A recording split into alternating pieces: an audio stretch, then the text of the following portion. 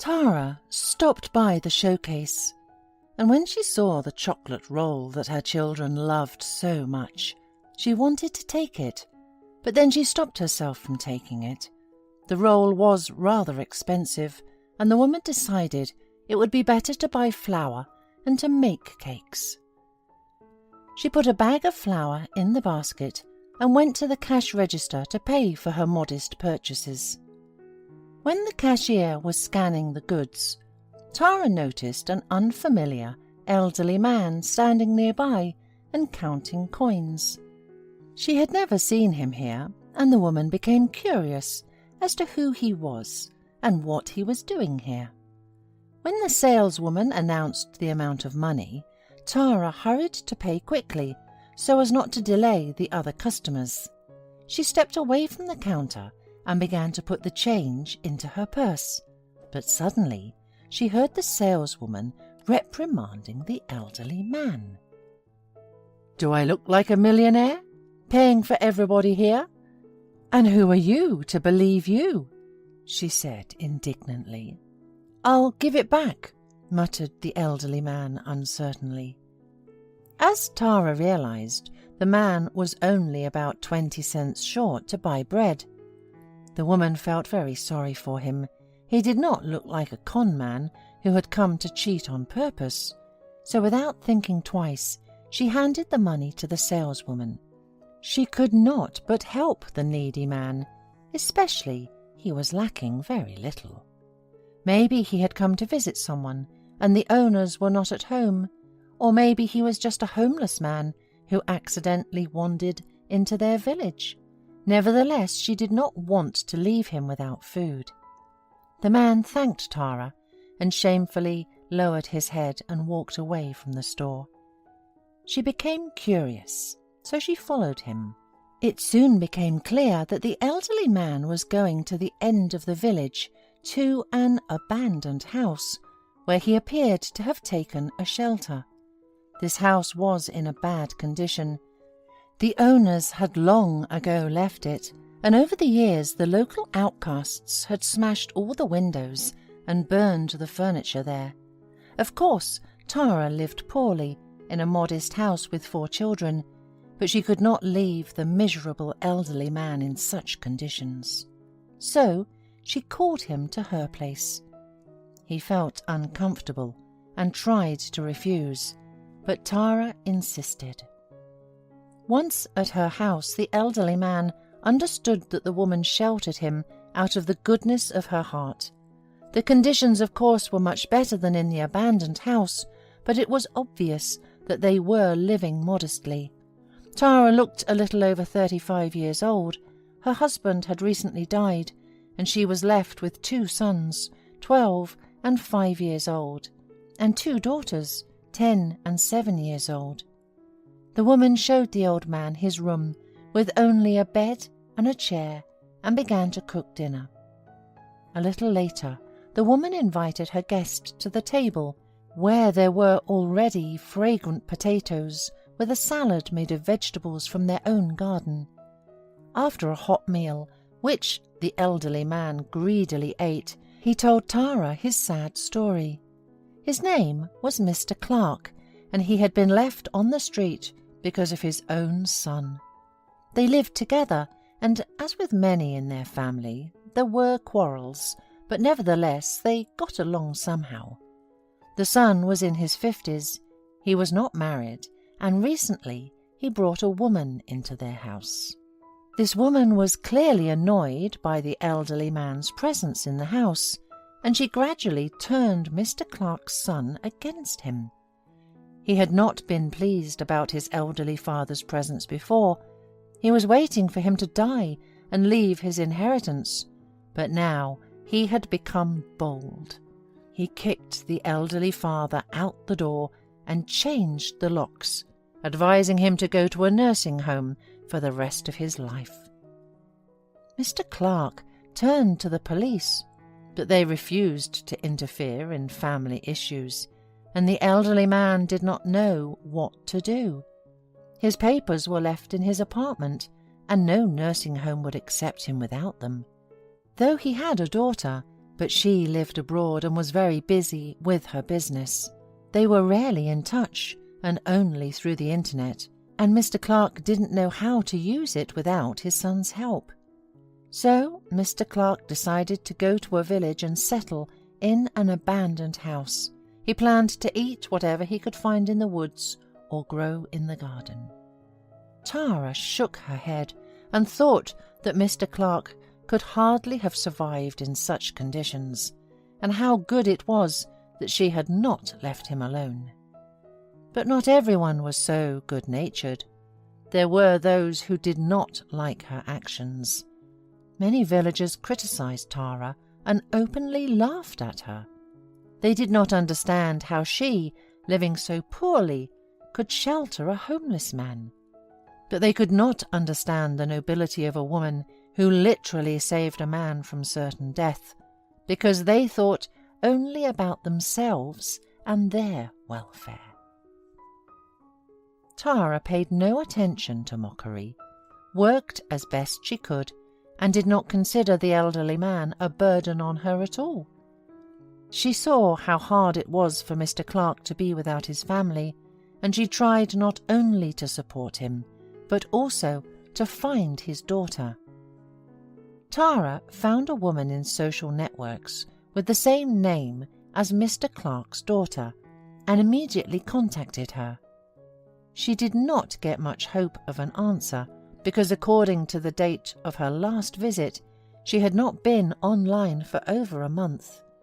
Maybe it was not she at all, but so far there were no other options. Meanwhile, Mr. Clark tried not to sit idly by, but to help the hospitable family that sheltered him.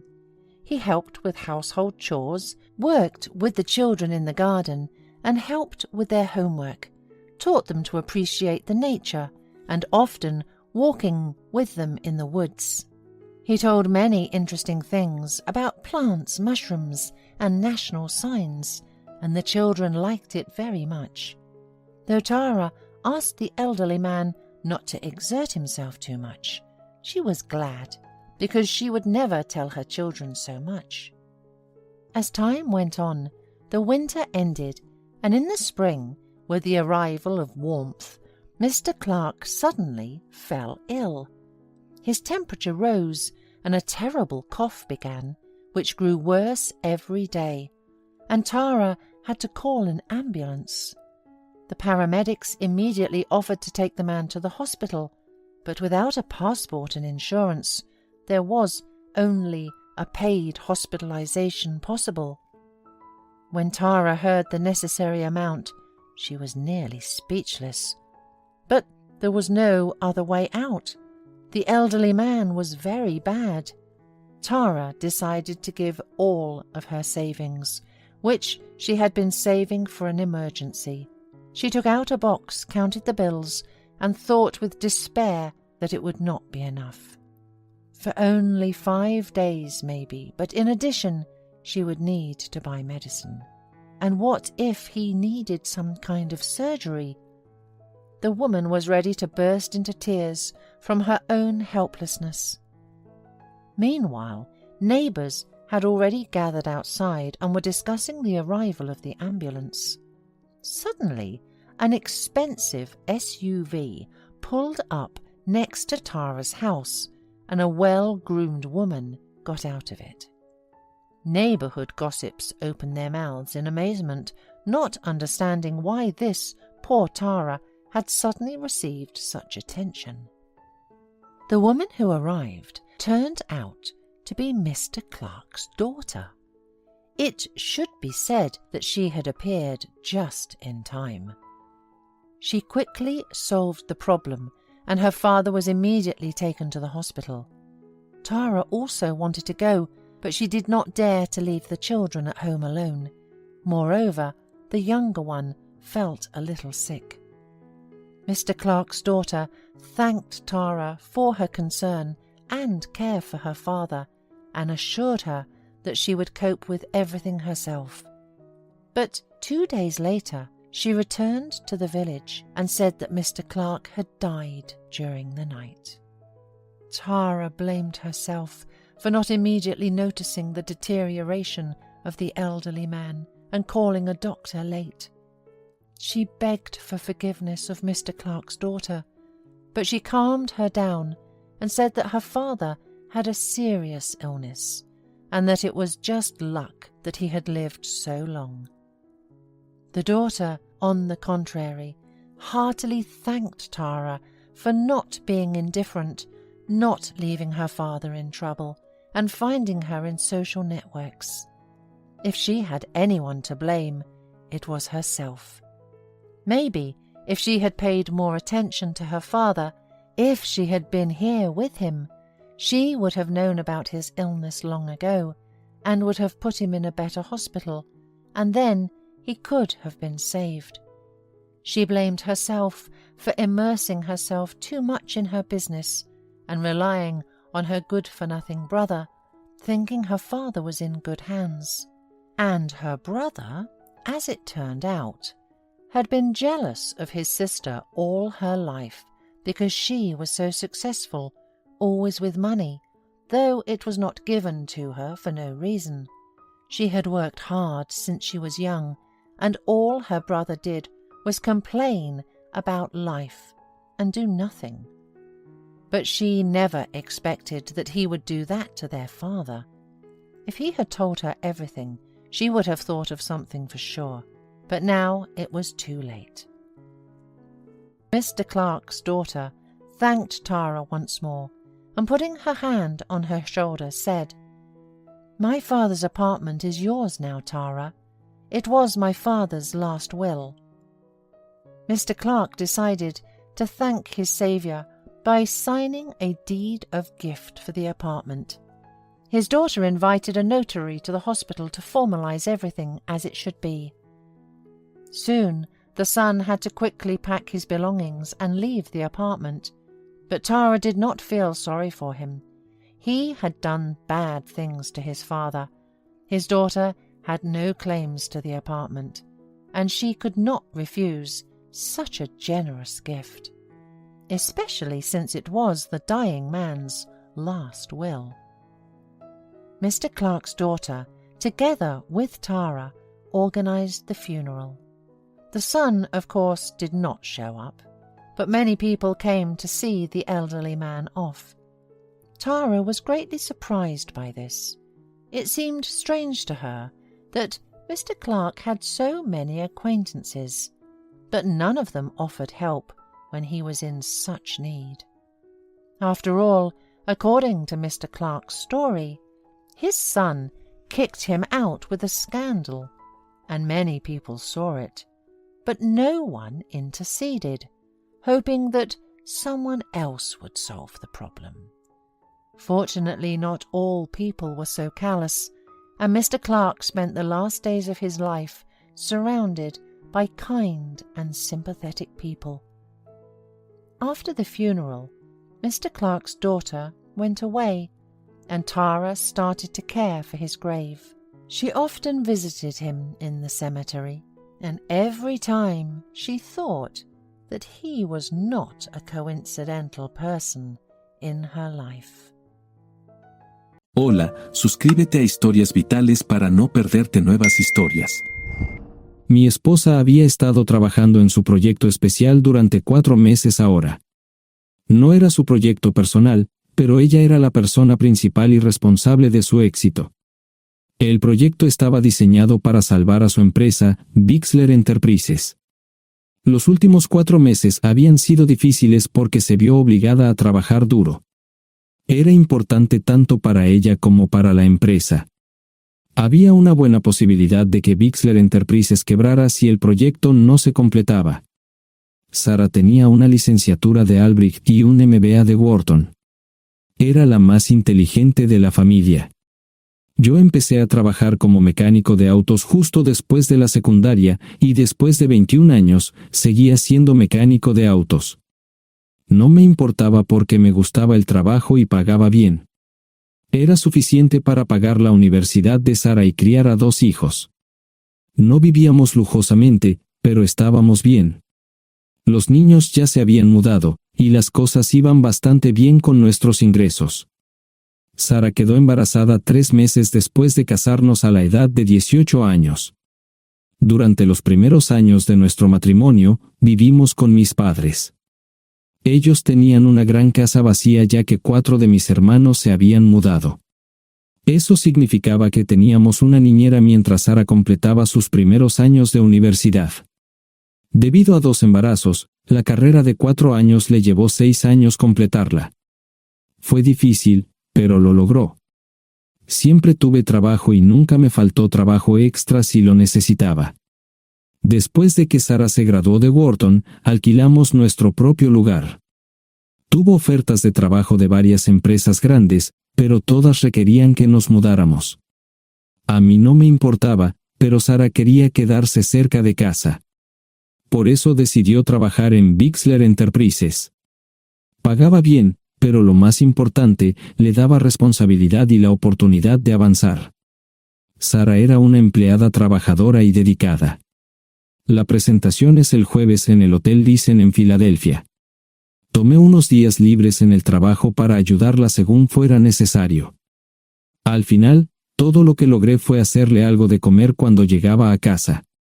No sabía nada sobre su trabajo, ni tampoco quería saber, los negocios corporativos de alto nivel me aburrían. Empresarios de Europa, Asia y América del Sur venían aquí, la empresa pagaba sus boletos de avión y proporcionaba habitaciones en el Hotel Dicen mientras estaban aquí.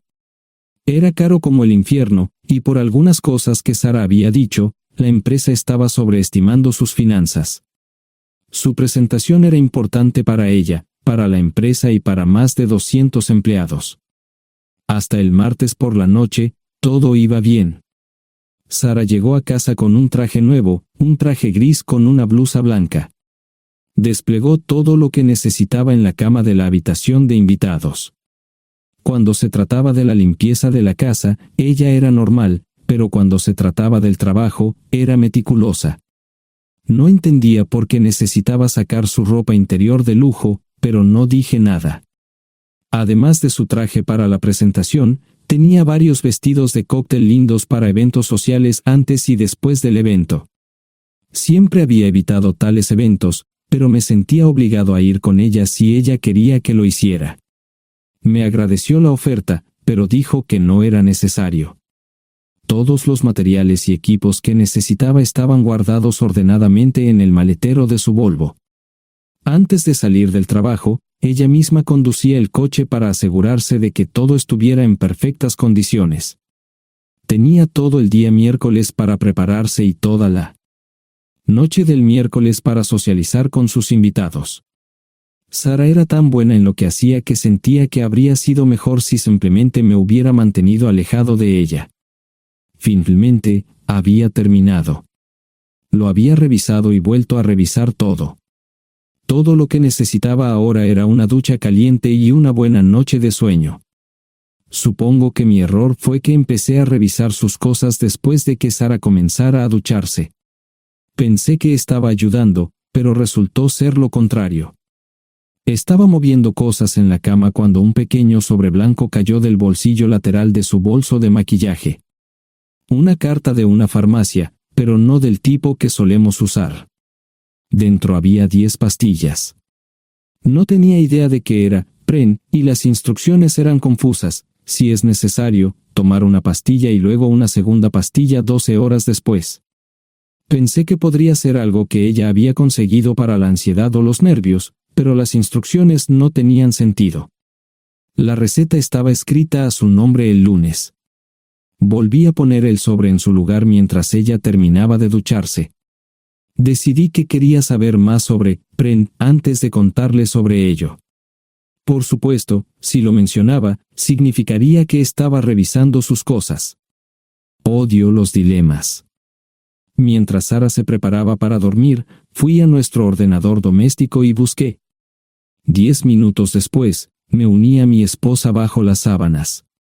Pasé toda la noche despierto, preguntándome por qué mi esposa había recogido una receta para la píldora del día después, especialmente después de que me hicieran una vasectomía hace 10 años. A la mañana siguiente, me levanté temprano, pero no estaba descansado. Di un largo paseo, esperando que despejara mi mente. Me dirigí hacia casa con reticencia, temiendo lo que podría hacer o decir cuando llegara allí. Mi hijo Joe se unió a la Marina después de la escuela secundaria y estaba en su primer año en San Diego. Nuestra hija Gloria se casó con su amor de la infancia el año pasado y acababa de mudarse a Dallas. Eso dejaba solo a Sara y a mí. Echaba de menos a los niños, pero esperaba envejecer con mi esposa. Ella era la única mujer que me había interesado, y ahora todo estaba. Si Sara estaba teniendo una aventura, lo ocultaba bien. Por supuesto, nunca la vigilé. Nunca miré sus correos electrónicos o llamadas telefónicas. No tenía razones para hacerlo. No tenía forma de saber qué estaba haciendo en el trabajo o después del trabajo. Confiaba en ella completamente. Ion, ¿dónde demonios has estado? ¿Quieres huevos o algo? No, solo café. No me sentía con muchas ganas de hablar. ¿Qué pasa, cariño? Solo son 3 días. Puedes venir si quieres, pero te aburrirás como una ostra. No, realmente no quiero ir, pero odio dejarte sola. Me preocupo cuando no estás aquí. Es muy dulce, querido, pero estará bien. No voy a salir del hotel en todo este tiempo. Pasaré la mayor parte del día asegurándome de que la sala de conferencias esté lista, y esta noche tendré una agradable charla con nuestros posibles clientes. Mañana, probablemente ni siquiera tendré la oportunidad de ir al baño. Llegaré a casa lo más temprano posible el viernes, te prometo un gran fin de semana si sabes a lo que me refiero. Todo eso suena bien, pero no puedes culparme por preocuparme. Soy un mecánico de autos, y tengo una esposa hermosa y exitosa. A veces tengo la sensación de que estás menos interesada en mejorar nuestra situación familiar que en avanzar en tu carrera. Detente, maldita sea, Ion. Siempre he respetado lo que haces para ganarte la vida y nunca he insinuado lo contrario. Criaste a 2 grandes niños y me pusiste a través de la universidad. Eres un gran esposo, un gran padre y un buen proveedor, y nunca olvides eso. Terminé mi café mientras ella recogía la mesa. ¿Quieres que te llame? No, no es una buena idea. Tendré el móvil apagado, y voy a apagar el teléfono de la habitación por la noche para poder dormir. Te llamaré siempre que pueda. La ayudé a cargar el coche, era tan meticulosa con eso como con todo lo demás. Trabajando, le llevaría 3 horas llegar al Hotel Lysen. Me quedé en el porche y la vi marcharse. No me molesté en preguntarle por las pastillas. Pasé el resto de la mañana en el porche. No recuerdo haberme preocupado tanto como ahora. Me sentía pequeño e insignificante. Me sentía fuera de mi liga.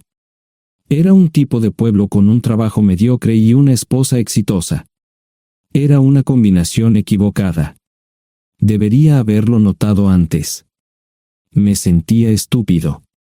El mejor traje que tenía era una chaqueta azul y un par de pantalones.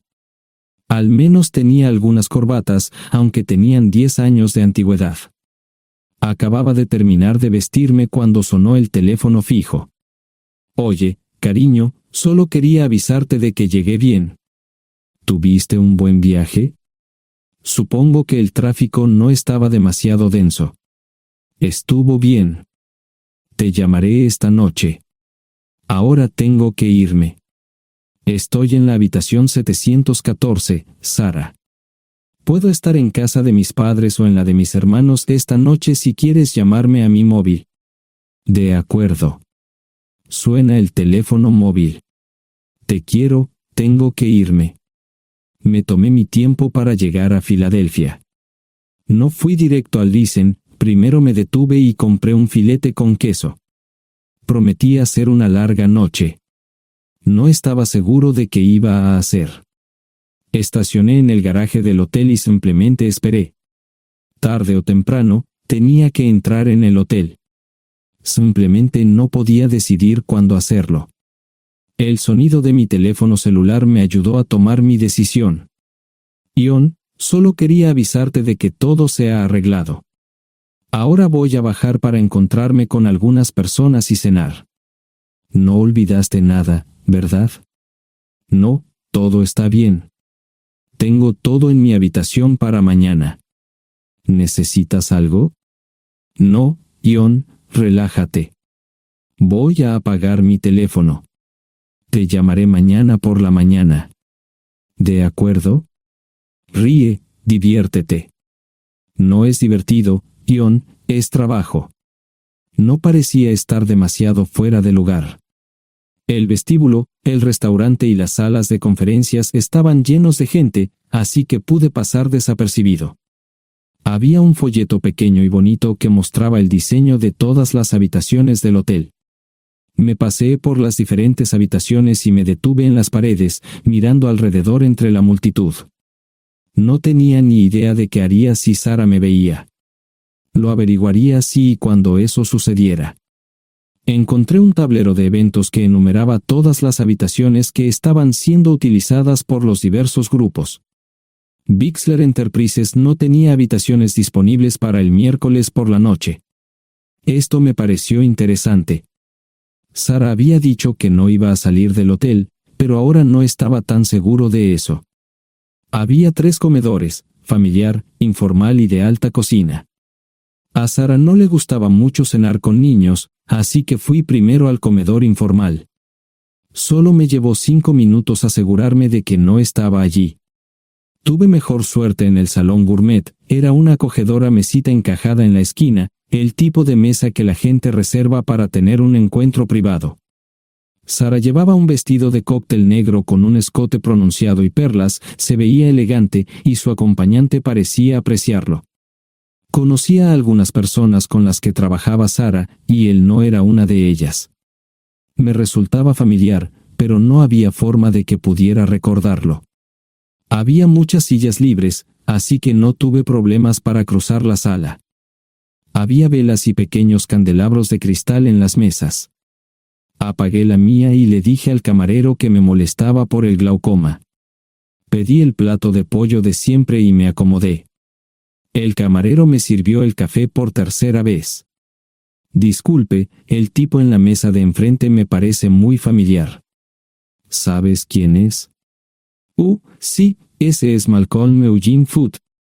Es miembro del Consejo Municipal, se espera que se postule para el Congreso en los próximos años. ¿Es esa su esposa con él? Es muy bonita. No, esta es la primera vez que la veo. Siempre usa esa mesa para señoras especiales, si me entiende. Simplemente le sonreí y pedí la cuenta. Nunca había visto a Sara tan sensual con un hombre antes. Parecía captar cada palabra que decía, como si fuera Dios o algo así. No estaban haciendo nada inapropiado, pero tampoco era platónico ni profesional. Cuando me fui, estaban terminando su segunda botella de vino. Ahora entendía por qué se había llevado su lencería elegante.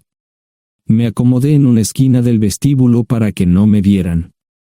10 minutos después, salieron del restaurante. Ella le tomaba la mano mientras caminaban por el vestíbulo hacia el ascensor. Observé cuidadosamente los indicadores de piso. Que el ascensor se detuviera en el tercer piso era una buena señal, significaba que no lo había llevado a su habitación. Era una mala señal cuando el ascensor no llegaba al 7º piso, significaba que ella fue a su habitación. Por si acaso me equivocaba en algo, me senté en el vestíbulo y observé el ascensor durante 1 hora. La gente entraba y salía, pero Sara no estaba entre ellos. Saqué mi maleta vacía del coche y me dirigí al mostrador de recepción. Aunque podía demostrar que era su esposo, me costó trabajo conseguir una tarjeta llave. Se dieron después de llamar a la habitación, pero nadie respondió. Finalmente, estaba en camino a la habitación 714 con la tarjeta llave. Ni siquiera encendí las luces al principio, simplemente me senté en la oscuridad de la habitación durante más de 1 hora. No fue difícil asegurarme de que no regresara a la habitación. Primero, empacé todas sus ropas y pertenencias personales. No dejé nada atrás. Revisé el paquete de Preven, todavía quedaban 10 pastillas en el tocador. De manera muy ordenada, estaban todos los artículos que necesitaría para su presentación al día siguiente. Comencé a llenar la maleta. Había 24 carpetas promocionales especialmente encuadernadas y otras 20 carpetas regulares, todas ellas fueron a la maleta. Un proyector digital fue lo siguiente, seguido de una computadora portátil. Tomé su bolso y su celular, que había dejado en la habitación. Todo lo que tenía consigo era un bolso de mano y probablemente un tubo de lápiz labial. Di una vuelta por la habitación tan cuidadosamente como lo hizo ella para asegurarme de no perder nada. Una vez satisfecho, dejé las llaves del coche y mi anillo de bodas en el tocador. Aparte de esos dos objetos, la habitación estaba completamente vacía. El ascensor se dirigió directamente al estacionamiento, no tuve problemas para llevar 2 maletas, y 20 minutos después, estaba en la autopista rumbo al norte. Pasaban las 3 de la madrugada, no tenía idea de que había pasado tanto tiempo. 1 hora o 2 después, sonó mi teléfono celular, la identificación de llamadas mostraba el número del Listen. ¿Ion? Sí, ¿dónde estás? Estaré en casa pronto. Eso fue todo lo que dije. Hubo silencio en el otro extremo de la línea. Los vendedores tienen un viejo dicho, el primero que habla pierde. Pareció una eternidad antes de que ella hablara. Ion, lo siento. No preguntó nada y simplemente colgó. Apagué mi teléfono, era obvio que había regresado a su habitación. Más tarde ese día, tenía que dar una presentación que salvaría a su empresa y le daría un ascenso. Metí las maletas en el desván del garaje. Sara nunca iba allí y nunca pensó en buscar algo allí. Por supuesto, en este punto, estoy bastante seguro de que no importaba. Primero, recogí todas mis ropas y pertenencias personales. La mayoría de los hombres tienen sus propias herramientas, generalmente es un requisito para el trabajo. Pasé por la tienda, cargué las mías en el Subaru y recogí mi último cheque de pago. Para entonces, los bancos ya estaban abiertos, no tuve que hacer ninguna manipulación financiera complicada. Simplemente retiré todo el dinero de mis cuentas. Almorcé en Hagerstown, Maryland. Tenía suficiente dinero para vivir durante unos años, pero sabía que estaría buscando trabajo muy pronto. Sara y yo éramos parecidos en eso de que a ambos nos encantaba trabajar. La voy a extrañar. Pasé un par de horas en las cuevas del Uray y alquilé una habitación cerca de Whitewell. No tenía idea de qué iba a hacer. Era sábado, y me encontré sentado en el acuario de Chattanooga, observando la naturaleza que nunca había visto antes. Pasé unas horas simplemente relajándome y decidí que era un buen lugar para estar.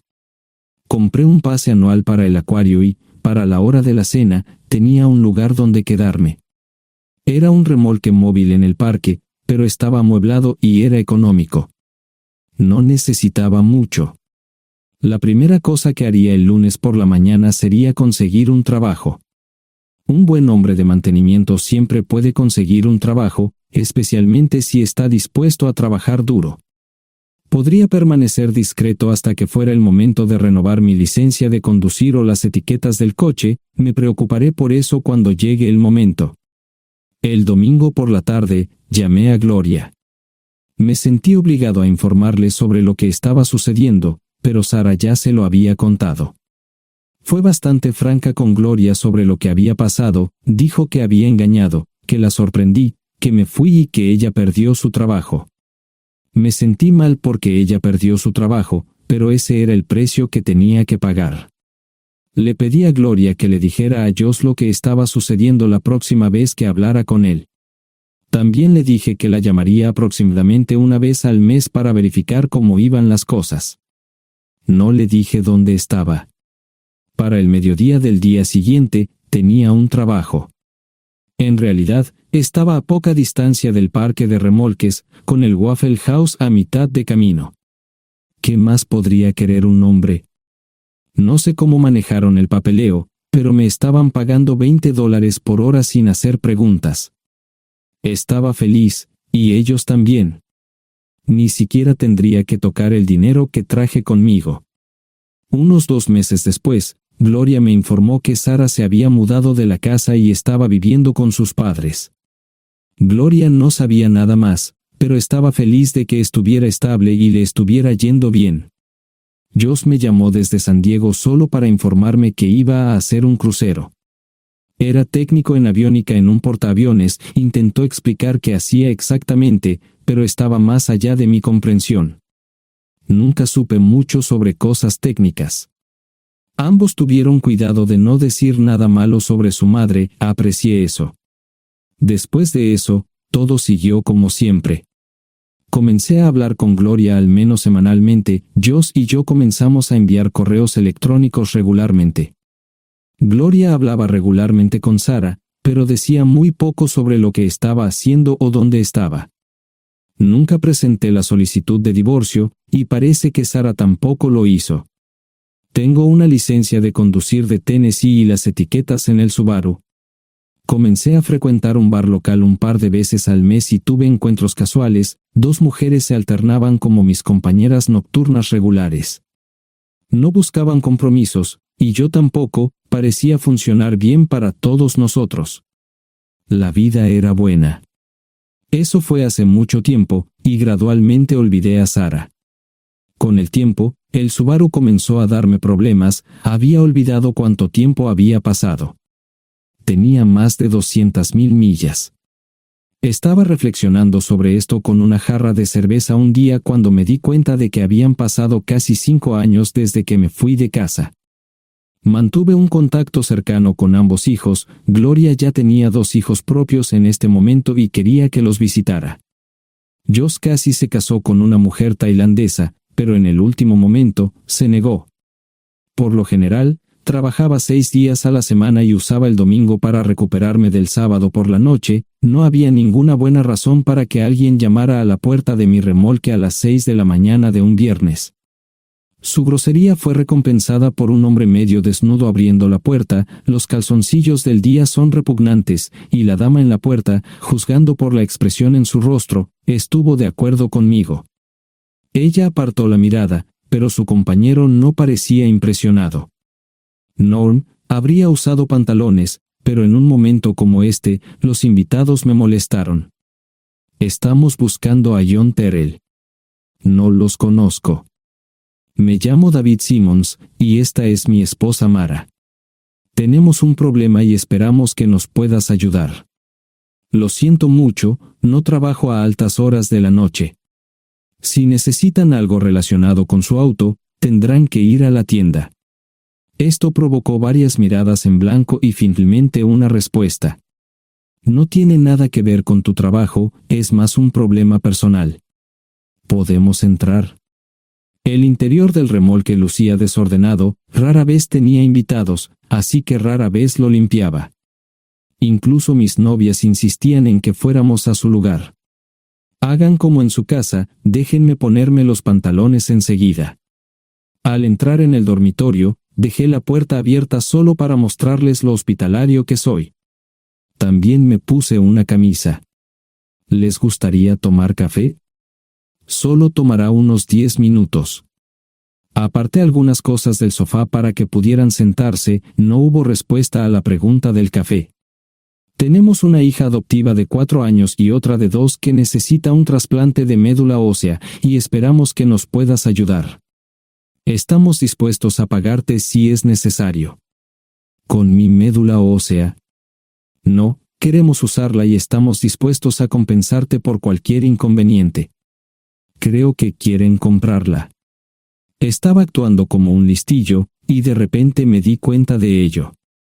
Estas personas eran serias, tenían un problema real y estaban buscando ayuda. Lo siento mucho, no quise interrumpir. Por favor, continúen. Nuestra mejor oportunidad de encontrar un donante es un familiar cercano. Eres nuestra mejor esperanza. Mira esto. No quiero ser un grosero, pero creo que se equivocaron de persona. ¿Cuándo nació su hija? Cumplirá 5 años en julio. Marche Simmons habló por primera vez, y sonó sincera. Odio ser el portador de malas noticias, pero me hice una vasectomía hace 15 años. No hay forma de que pueda ser su padre. ¿Por qué tu nombre estaba en el certificado de nacimiento? No puedo responder eso, tal vez deberían preguntarle a su madre. Esa afirmación fue recibida con silencio. Sentí pena por estas personas, pero no sabía cómo ayudarles. ¿Cuál es el nombre de la madre? Sarah Lise Terrell. No encontraba las palabras. Tal vez no debería haber tomado esas malditas pastillas de ella, por supuesto, entonces esas personas no tendrían una hija en absoluto. Todo lo que pensaba que había superado el dolor, y aquí está de nuevo, viejos recuerdos de mi esposa teniendo relaciones sexuales con ese maldito político de Filadelfia. Estaba empezando a olvidarlo todo, y ahora estaba de vuelta. Maldita sea. Ahora entiendo y pido disculpas por mi grosería e insensibilidad. Haré todo lo que esté en mi poder para ayudarles. En primer lugar, porque no puede Sara hacerse un trasplante de médula ósea. Médicamente, no puede. ¿Por qué no? Es madre, tiene que ser una donante adecuada. Ella es una donante adecuada, pero está demasiado enferma. Los médicos se negaron siquiera a considerar utilizarla. ¿Enferma de qué? Está muriendo de insuficiencia hepática. Le quedan menos de 6 meses de vida. Esto no tiene sentido. Siempre ha estado perfectamente sana. Además, no creo que un hígado enfermo le impida donar médula ósea. El hospital no aceptará su firma en el formulario de consentimiento. ¿Estás diciendo que hay algo mal en su cabeza? Ambos me miraron en silencio, sabían la respuesta, pero no querían decirlo. En ese momento, no quería que se sintieran aún más incómodos. Hace 10 minutos, no me importaban, pero ahora sentía que tenía que protegerlos y ayudarlos. ¿Cómo sucedió esto? ¿Podría alguno de mis hijos ayudar? Quizás, pero pensamos que eras nuestra mejor esperanza. ¿Por qué no van tras su padre, su verdadero padre? Pensamos que eras tú. No tenemos ni idea de quién más podría ser. Sara no nos dijo nada sobre otro posible padre. De hecho, ella no estaba en condiciones de explicar nada, agregó Mara. Obtuvimos la mayoría de nuestra información de la agencia de adopción. Tuve que preparar café y hacer pis, permítanme un momento. Dejé a mis invitados sentados mientras preparaba el café. Solo tomó unos minutos. Mientras se preparaba, fui al baño, algo que necesitaba hacer urgentemente.